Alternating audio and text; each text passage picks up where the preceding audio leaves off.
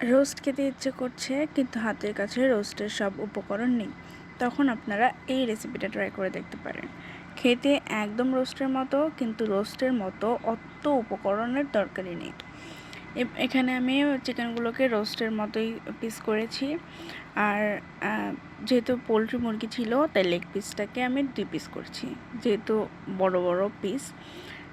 এটাই এনাফ একজন মানুষের একবেলা খাওয়ার জন্য।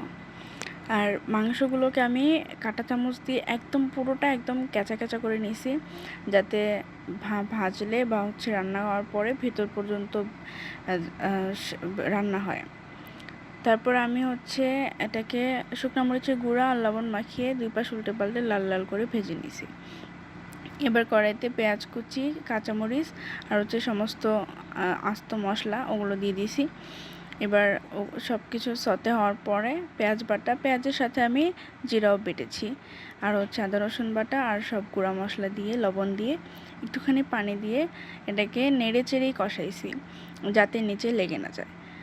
তারপরে কষানো হয়ে গেলে আমি মাংসগুলো দিয়ে দিছি। এবার এই মশলাটার সাথে মাংসগুলোকে উল্টিয়ে পাল্টিয়ে ভালো করে মিশিয়ে নিছি। তারপরে পানি দিয়ে দিছি।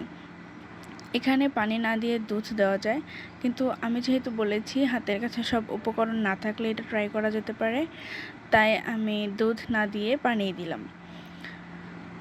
এবারে পানি যখন বলক চলে আসবে তখন একটু লবণ চেক করবেন, স্বাদ মতো লবণ দিয়ে দিবেন, যদি না হয় আর হলে তো হলোই।